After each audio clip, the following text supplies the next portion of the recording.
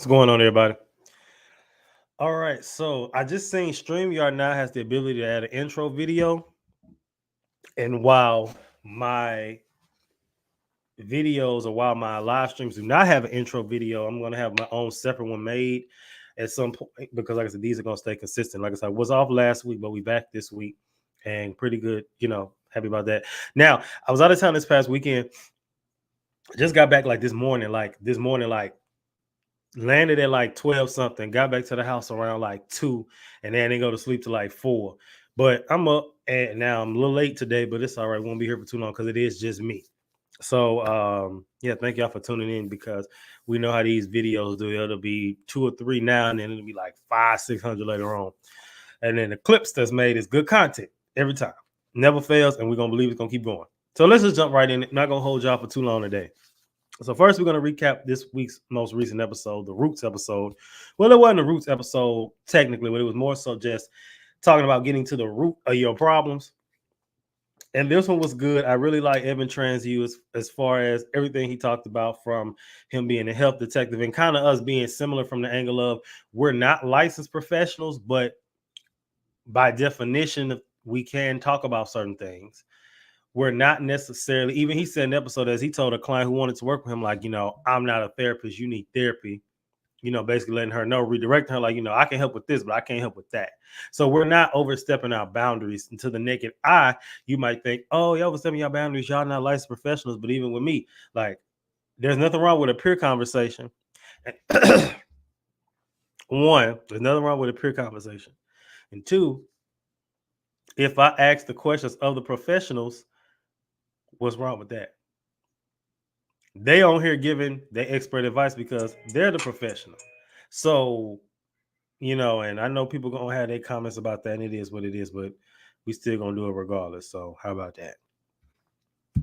And, it's been suggested that Oh, also real quick, I got on my Trunks hat because in honor of Dragon Ball Sparking Zero, I'm about to actually play it in a minute. I had some work stuff I had to do, which I'm gonna play it for a minute, do some more work. I got like some self-paced courses to do, but here's what I'm gonna do. I'm for helping y'all finesse. This is the finesse tip of the day. I'm gonna start adding that somewhere to the podcast. So I'm doing 2 self-paced courses, and I have 2 computers. You know what I'm gonna do? While I'm playing the game, I'm gonna have them both propped up, and I'm gonna be clicking while I let them be self-paced, play them little videos, click just while they both up while I'm distracted with the game, and I'm getting chunks of stuff done. I don't know why they shouldn't have been thought to do that. Crazy. I need some water. I don't know what's up. We gotta start choking. Let that be the finesse tip for you for today. Do something else and let them self-paced courses play. Like I said, I got 2 computers, so I can get 2 done for the price of 1. Back to the Roots episode. I'm all for getting to the bottom of your problems. You don't need a therapist or a licensed professional to tell you that you need to get your life together. You need to get your life together. Your life is all over the place. You don't need a professional to tell you that. In reality, you don't even need a friend to tell you that. You know it. You know it. Most cases, you know it. 9 times out of 10, you listen to this clip right now. You know some things that need to change. You don't need a professional to tell you that. If I'm wrong, let me know, but I'm not. I also like that this episode we covered, the suicide thing again, the topic of suicide. I really liked how he talked about that student who told him he saved his life. And I put on one of the clips on TikTok, and I was just saying how you don't know what your testimony can do for somebody. So where you might think it's a story I don't want to tell, I'm ashamed of. In that case, him telling his story saved somebody's life. And yeah, it was a pre-made speech because he uses the same speech every time. It doesn't matter. It's still new to the person. Just like what happened to you is new to the person who don't know you or you never told it. So keep that in mind with that. I think that's all we're going to recap today. We're not going to keep it kind of like I said, we're not going to be here long at all. It's just me. So today, as you've seen, Kamala Harris claims that she's going to deliver to black men.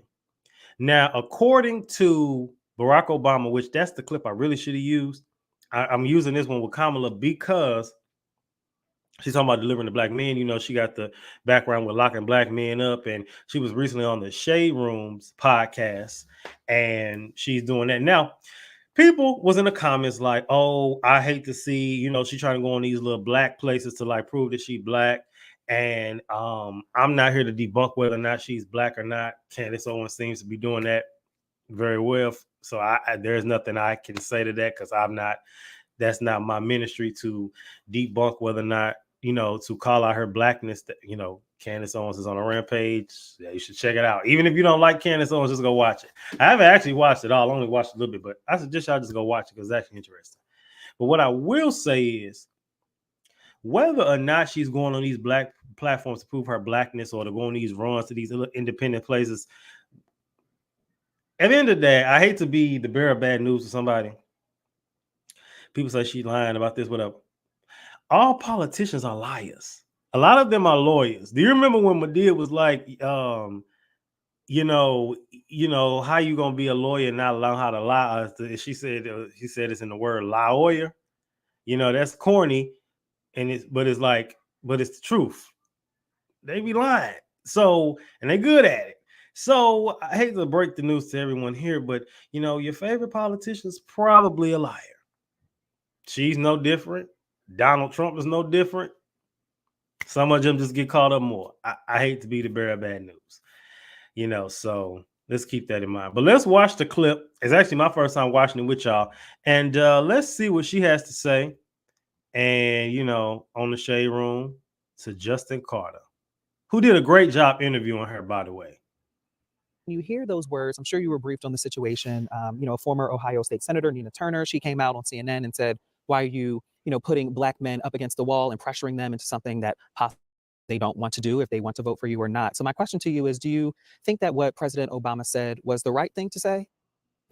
Let me tell you, I am very proud to have the support of President Obama and that he is out traveling to talk with voters about what is at stake in this election. I'm very proud to have his support. What is also important is, one, to understand, like, as I said, I intend to earn the vote of everyone, including black men. Two, pay attention to everything that President Obama talked about, because he also talked about at length the danger of Donald Trump. The danger of Donald Trump in terms of somebody who has said that they would weaponize the Department of Justice against his political enemies, somebody who has referred to black immigrants in Springfield, Ohio, legal immigrants, as though they would eat their pets, constantly perpetuating tropes. Remember, Donald Trump, who said in Charlottesville, there are good people on each side. So I think it's really important to focus on the stakes of this election. And there are two choices. And I ask everyone to look at the background, look at the work, look at the words, to have a sense of how you then choose to use the power of your vote on election day. But there is a very big difference between Donald Trump and how I will be president of the United States. And I cannot impress upon people enough that this is somebody, Donald Trump, who intends to take us backward. Look, this man won't even debate me a second time. He won't even debate me a second time.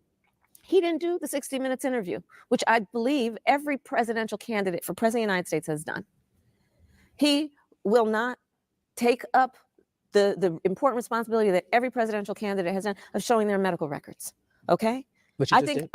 Which I have done. Of course I've done it. I have done that. I have challenged him to another debate. I have given up my medical records. I did the 60 Minutes interview. And one has to ask, what is Donald Trump trying to hide? What is his staff and his team trying to keep from you? And it may be the fact that, like the people who work closest with him, his chief of staff in the White House, his national security advisor, his secretaries of defense.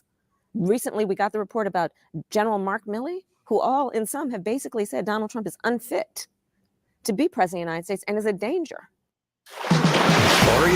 Okay, so let's stop watching that.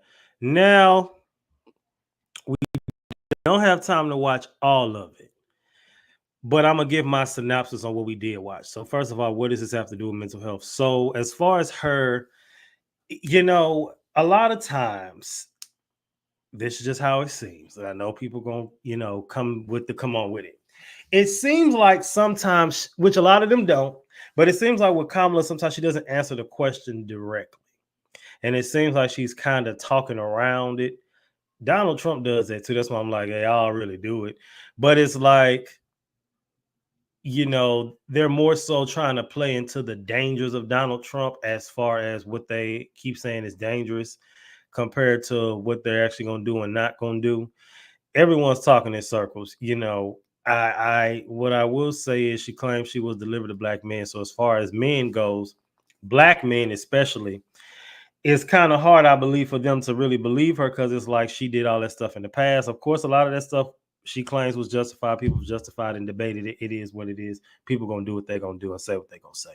But what I will say is, mental health wise, a lot of men, in my opinion, not saying they should just instantly do it, but you can understand why a lot of men, especially black men, will be hesitant on voting for her because I'm gonna just be honest, as a black man, whether she's black or not, Candace on stage claims she's not with proof, but whether she's black or not, women in general, and this is a conversation that actually needs to be had more often, sometimes with black men especially, and they can be black women, white, a lot of times it's more so from people that look like us. Black women, a lot of times, and I've actually even heard black professional women say this, it's like they pick at black men. It's so weird. I don't know why it's like that, but they like pick at black men and do things specifically at black men, or just go in on them a little harder. And some may say they hold them to a higher standard. So I want y'all to keep that in mind because that does happen. I'm not sure why that's like that, but it's just sometimes a thing was like they just pick at black men. So you could not necessarily, of course, somebody say, well, you're a coon because you don't go vote for a white man that don't like you. But in some people's debates, please let's comment on it. Some black men especially feel like she ain't for black men. So it's like I'd rather, just being honest, if we're gonna go with somebody say they would rather this, like I'd rather vote for a racist white man, a racist wolf, than a black woman who is a sheep in wolf's clothing. You know a wolf when you see it coming versus the one that's pretending.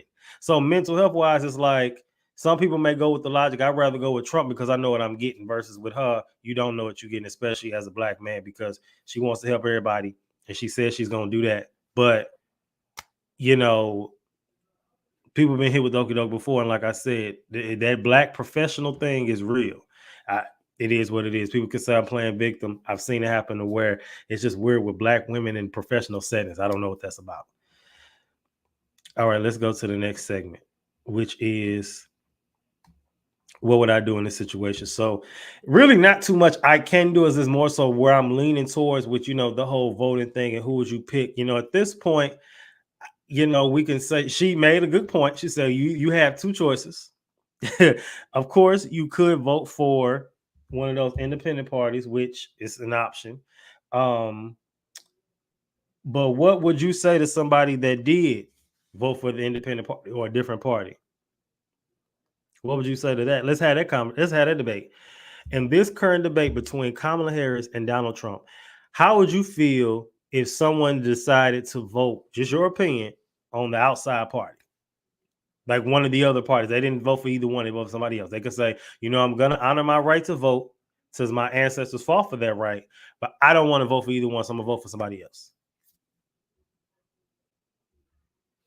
Great segue. WWJD, what would Jesus do? So, and honestly, Jesus, which we as believers should strive to be like, of course, we will never fully be.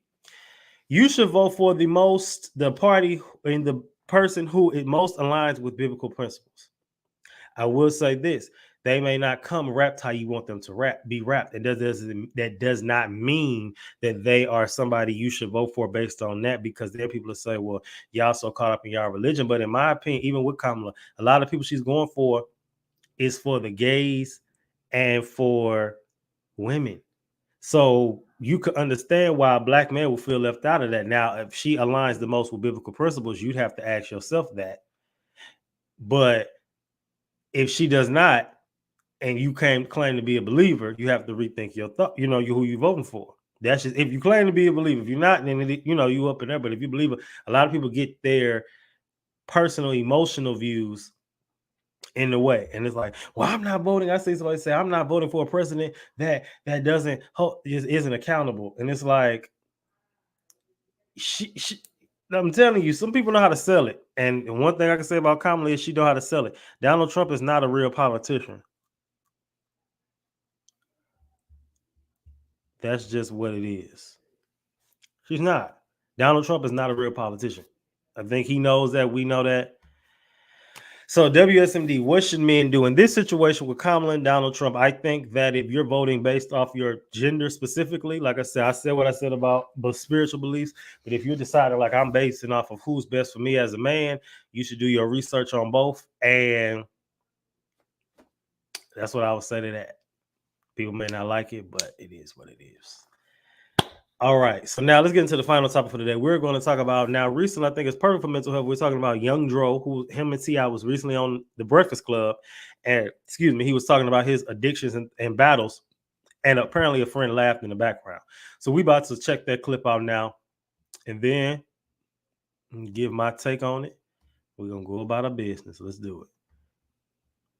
I'm gonna get an intro video soon, y'all. I don't know. I have a vision of what it's gonna be like. But one day you're just gonna see it randomly. I'm not even gonna make no post. It's just gonna pop up. But laughing at an issue with his daughter is no laughing matter, and Young Dro would address him directly. What's up, y'all? Is your man Talkers World reporting for the Chick Smooth channel? We gotta talk about this. When the most serious things are being talked about is actually the most difficult times to not laugh. But here's Young Dro talking about his sobriety at the Breakfast Club. When did you decide, or what got you into rehab? When was that call and said this is the time? Because I mean, for my whole career, I would see Dro in the club with me every week, and Dro is performing. Dro is at every stage. You were the epitome of an artist because you were out. Yeah. Well, I got tired of the same things, you know what I mean, over and over again, getting high and saying I'm not getting high, and repeating the same. Laughing like hell at this man's struggle. This man talking about it real, overcoming the real struggle. This man back in that. Because your crew doesn't do nothing but laugh. Like even it's down T.I.'s like, welcome to Sober Dro. Like nobody takes it serious. But you know what though? A bad pill got him. He let it all go after that. A bad pill got him. He's telling the truth. But it was more than that. It was actually I overdosed.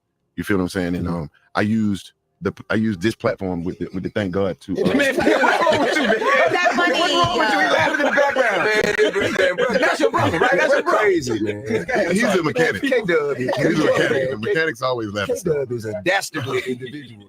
Every time Young Dro mentions his drug problem, T.I.'s friend in the background audibly laughs, which takes away from the seriousness of the moment. But if you're at an interview and you don't have a microphone, you should probably shut up. When that friend in the background laughed, it almost went left. Take a listen. So you almost overdosed. Yo, I did. No, know what I mean? And all of these things happened. The overdose. My daughter was on drugs, and career-wise, I wasn't where I wanted. What is this? What's up with your man? Hey, you finna get slapped. I mean, we cool, but I slapped the shit by that. Oh man, I'm just telling you, we cool. What you want to do? What you want to do? You gonna hurt yourself? Yeah. No, they'll take you out of the Sober Dro. Come on, man. Yeah, I'm in bank here though. Hey, listen. Hey, both of y'all. All right. Now, as always, I have to give Chic Smooth his props because that's the YouTuber whose page I found it on. All right, so now let's get into what does this have to do with mental health. So first of all, I'm gonna give both sides of the ball. So I'm gonna speak on Young Dro first, obviously, where he's telling his story and he feels a way about it. Obviously, you're talking about some real stuff that we went through, you overcame by the grace of God, and it really brought you down and put you through the grind, all that, and you being vulnerable, across the world. And I say millions because even if millions aren't watching and are listening to the Breakfast Club at that moment, it's going to stream the impressions. It's going to hit millions. So you're over here, a black man, which we already don't do as it is, speak on things we've been through and things we overcome and things and being vulnerable. And then you got Buddy in the background laughing. I would be mad too. This is like, this why I don't talk, because see, you trying to play me. Now let's flip the narrative here. Let's speak from the T.I.'s friend in the background that was laughing. What if he was only laughing because it was awkward? And sometimes the people, when they're in awkward situations, they laugh. Now, I'm not saying his laugh was okay, because there's been times I've been in awkward situations and I laugh. And it's like, I'm not laughing because it's funny. It's just, this is awkward. I'm trying not to it's just awkward. It's like I'm trying to laugh it off. And then it's like, it looked bad. So he have to eat that, and he have to apologize, and you might have to be accepting if somebody's saying I'm gonna slap you, like chill out, because it's like read the room. He talking about something serious, and it's like Great segue transition into WWID. What would I do in this situation? So on both sides of the ball, honestly, if I was Young Dro and that happened to me, I probably wouldn't get angry like that. Not saying Young Dro didn't deserve to. He definitely had the right for that. But because I would in that environment still try to keep it professional, I might laugh it off. But then later on, I'm going to let you know, like, what's wrong with you? Like, are you serious? Like, I might say it like that, like where I'm serious, but I may not give it that much light to where I'm fully engaged with it. But Young Dro from a different place. So, he with it. And hey, he got to do what he's gonna do. Can't flipping it. If I was the other dude and I was laughing, now I'm being honest, what would I do in a situation where I just started laughing hysterically at something that was inappropriate? Like, what would I do in that situation? I don't know. I mean, I could try to hide it or change my, when it's hard when you got the laughs and it's hard to try to turn it off. And I'm just being honest. You might try to like think about something else, or I don't know. Like that's a hard one. Or what if he was thinking about something else? Because there's been times I've been in situations laughing and I'll think about something else and then I'll laugh at that. And that's not funny either. But yeah, comment and tell me what y'all were doing in the situation, because we've all been in an awkward situation where we started laughing. Fun fact: a family of mine, I ain't gonna put them on blast because they're sensitive. They was at a funeral. True story. They were at a funeral and they said the lady was crying real hard, and then she got up on the mic and just started screaming and wailing. And then this person started to laugh so hard that people thought they was crying. And then this person was like hysterically laughing. And they was like, oh, wow, insert name is taking it hard. Whole time she was laughing and she was trying to, and they said her mouth was like she was laughing so hard. So it's like, I mean, like I said, he in the interview, so it ain't no loud music and you can't put your head down on that, but it's definitely one of them things. WWJD, what would Jesus do in this situation? So ethically, morally correct, right? So again, going back to Young Dro, there's nothing wrong with checking somebody. So there's nothing wrong with that. And like I said, one of my responses, I would be like, really? Or like, there's a way to go about it. We tell him like, hey, bro, be quiet. You tripping. But him getting fully engaged and going back and forth with him, even though it didn't last long, and then T.I. had to get involved, just got to be honest. I don't think he's wrong. It's not professional. So it's like, it's just not. So it's ways he could have went about that, as far as I believe, if in this situation, either you ignore it, not because you don't address it, because just because you ignore it in a moment don't mean you're not going to address it later. Or you address it now respectfully, like, hey, stop. You know what I mean? So it's one of those would be the two best ways. I think it really depends on the situation, but I think in this one, I think it will be best to address it later than right now, because now you're giving light to something that's meant to throw you off. Does that make sense? WSMD, what should men do in this situation? Just what I said. Address it later, I believe. Or like I said, you might say, we can talk. I just think you should address it later. Or, it's ways to go about it. And I just think that's the one. Which I think, let me know. I mean, which I think. Which I think. Did y'all enjoy the segments this week? All right, y'all. So getting into this week's episode, drop another half-hour episode featuring the one I actually posted on my Instagram for last week, but it was really for this week. And I'm not gonna repost the meme, so I'm just reposting it in the stories and putting it on LinkedIn and stuff about investing in the wrong things and being invested in the wrong things. We talk about investing. We talk about challenges in life. We talk about, with my boy Andrew, we talk about getting in the nitty-gritty of things. We talked about, taking a leap of faith, fighting against fear, fighting against risk, and having a good counsel around, investing even in good friendships and relationships. A lot of times we don't do that, and how to go about investing in the right things, and not just financially, but also in your daily life as a man, because we be invested in the wrong stuff and we be thinking we supposed to do this, but you done got the red flags not to do that. You ain't listen. So keep that in mind for this week. I told y'all we wasn't gonna keep y'all long, so not too long of a thing. We're gonna keep the clips going in a minute. Thank y'all for tuning in this week's live stream. PSA signing out. Always remember, keep your head up like your neck hurt. Remember who you are. Make your mind up. Don't let it make you. And remember, I love us for real.